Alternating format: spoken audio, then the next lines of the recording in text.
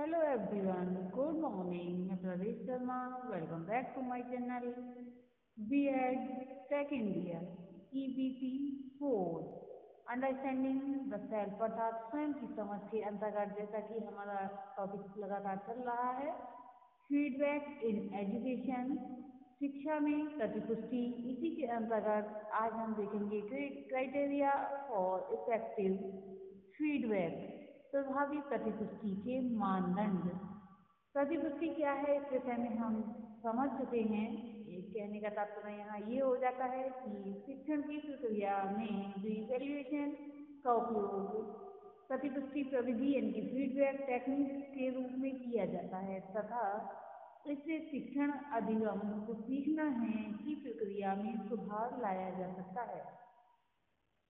जो इवैल्यूएशन है उसके परिणामों जो रिजल्ट होता है उससे शिक्षण व अधिगम के संबंध में कठिनाइयों का ज्ञान हो जाता है.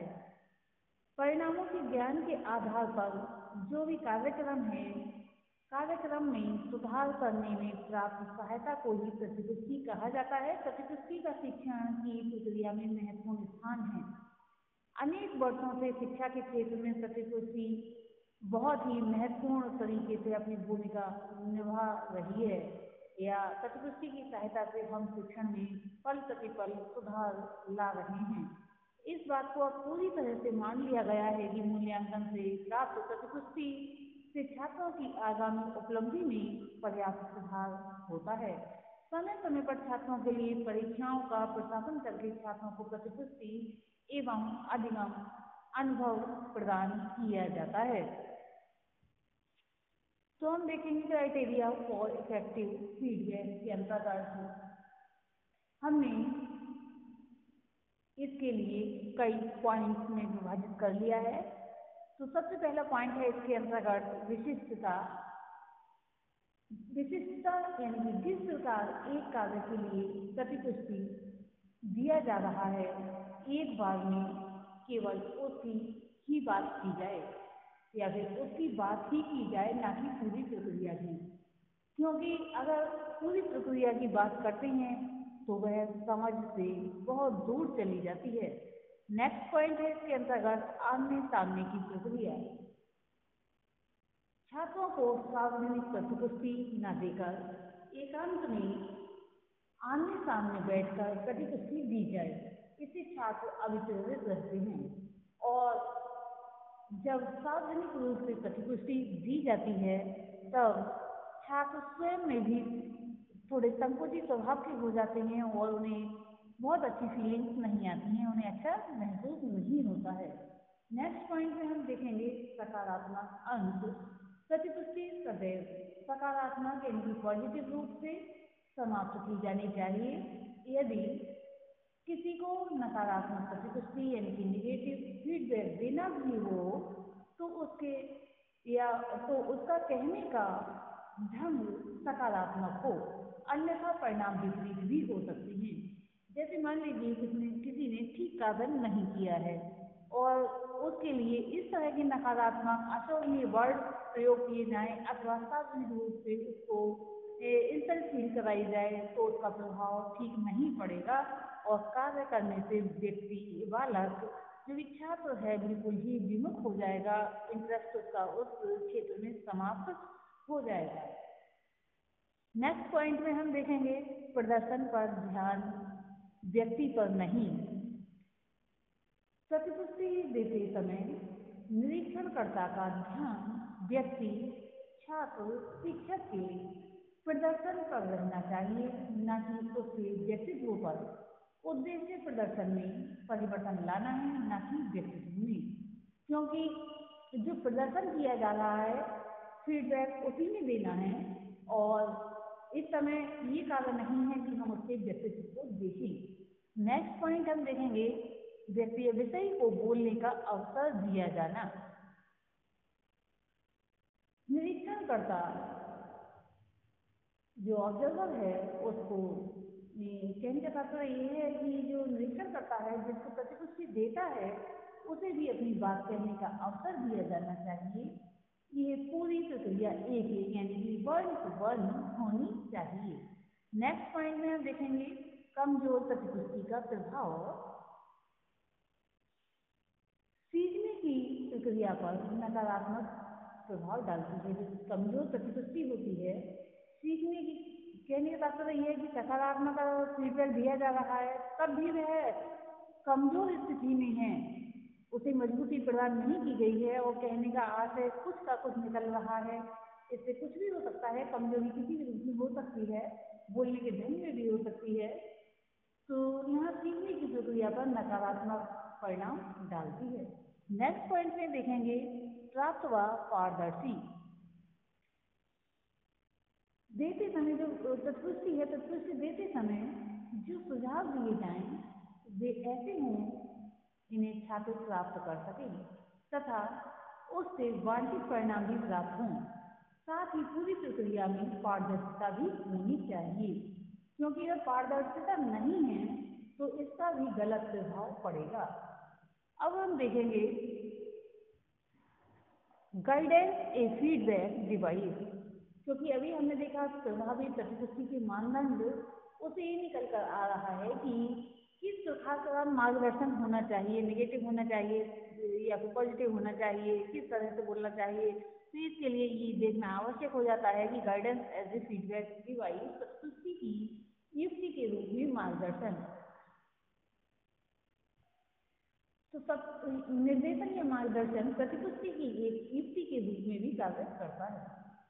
प्रतिपुष्टि यानी फीडबैक की युक्ति के रूप में मार्गदर्शन यानी गाइडेंस की आवश्यकता को पाठ्यक्रम से संबंधित विषयों के चयन, अग्रिम शिक्षा के संबंध में जानकारी तथा विभिन्न अवसरों की जानकारी या फिर समस्या समाधान के उपाय हेतु निर्देशन में देखा जा सकता है।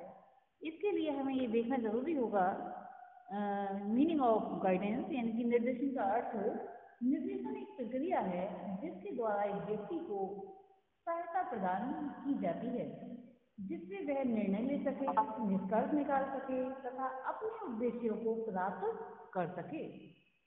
निर्देशन के द्वारा व्यक्ति अपने व्यक्तित्व, अपनी क्षमता, योग्यता तथा मानसिक स्तर का ज्ञान प्राप्त करता है।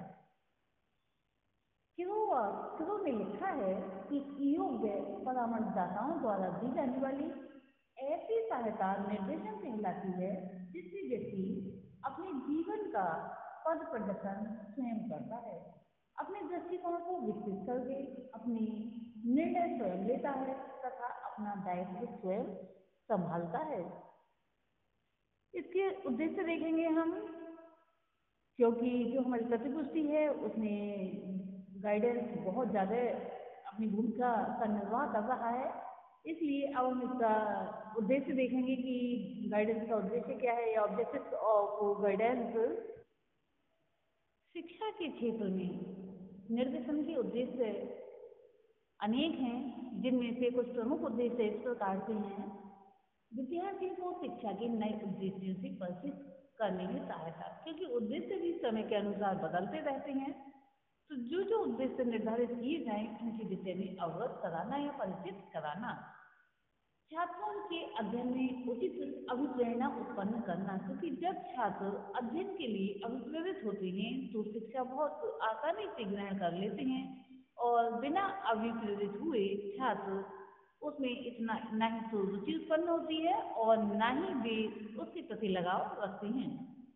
छात्रों को पर्याप्त प्रतिपुष्टि देकर उनकी कमियों को दूर करना तथा उन्हें अच्छाइयों से अवगत कराना, क्योंकि जब प्रतिपुष्टि द्वारा उनके विषय में उन्हें स्वयं ही जानकारी प्राप्त हो जाती है तो वे अपनी कमियों को दूर करने का प्रयास करते हैं और जब उनकी अच्छाइयाँ होती हैं तो उन्हें और मजबूत बनाने की कोशिश करते हैं।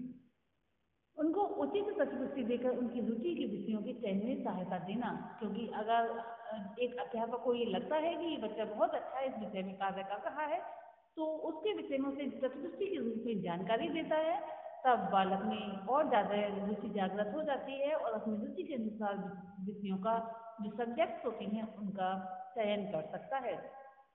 प्रतिपुष्टि की सहायता से संबंधित विषय की कठिनाइयों को दूर करके अच्छे अध्ययन कौशलों का विकास करना। यहाँ पर ये कहने का तात्पर्य हो जाता है कि बालक ने विषयों का चुनाव तो कर लिया, अब उस विषय से संबंधित जो भी कठिनाइयाँ आ रही हैं तो जो भी ऑब्जर्वर है, जो प्रतिपुष्टि दे रहा है, उसकी कमियों को बताएगा और कमियों को समझकर छात्र उन कमियों को दूर कर सकता है। अपने परिवेश में विभिन्न परिस्थितियों में सामंजस्य स्थापित करना, छात्रों को इस योग्य बनाना कि वे स्वयं अपनी समस्या का समाधान कर सकें। नेक्स्ट पॉइंट में देखेंगे हम नीड ऑफ गाइडेंस, यानी कि निर्देशन की आवश्यकता। शिक्षा के क्षेत्र में निर्देशन की आवश्यकता कई दृष्टिकोणों से है, जिसमें पहला है पाठ्यक्रम से संबंधित विषयों के चयन में छात्रों की रुचि। बौद्धिक स्तर एवं अभिरुचि एक दूसरे से भिन्न होते हैं। छात्रों के वांछित व्यवहार परिवर्तन तथा अधिगम की सफलता के लिए आवश्यक है कि छात्रों को उनकी रुचियां तथा बौद्धिक स्तर के बारे में पता हो, जिससे वह सही विषयों का चुनाव कर सके। इसके लिए उनको उनके पूर्व परिणामों के आधार पर पर्याप्त प्रतिपुष्टि यानी कि फीडबैक दी जाती है, जिससे वे सही विषयों का चुनाव करते हैं तथा सफलता प्राप्त करते हैं। नेक्स्ट पॉइंट है इसमें अग्रिम शिक्षा के संबंध में जानकारी। निर्देशन द्वारा छात्रों को उनकी भविष्य की योजनाओं के बारे में फीड फॉरवर्ड दिया जाता है।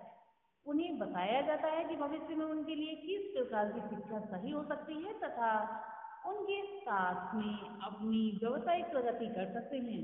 प्रतिपुष्टि का प्रयोग करके निर्देशक छात्रों को मानसिक उद्वेलन से दूर करता है तथा उनका मार्गदर्शन करता है। नवीन वातावरण में समायोजन की दृष्टि से जब छात्र एक वातावरण से दूसरे वातावरण में जाता है, एनवायरमेंट में जाता है, तो वह कुछ डरा हुआ होता है, भयभीत होता है तथा झिझक से भरा हुआ होता है।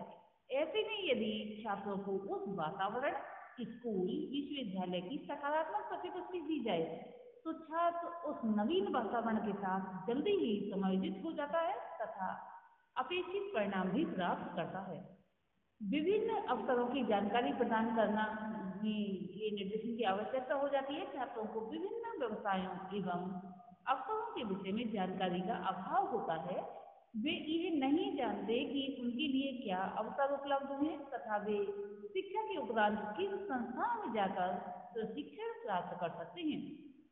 निर्देशन सेवाओं के माध्यम से छात्रों को उनकी क्षमताओं के आधार पर प्रतिपुष्टि देता है, जिससे छात्र की समस्या दूर हो जाती है तथा वह अपना व्यवसायिक विकास कर पाता है।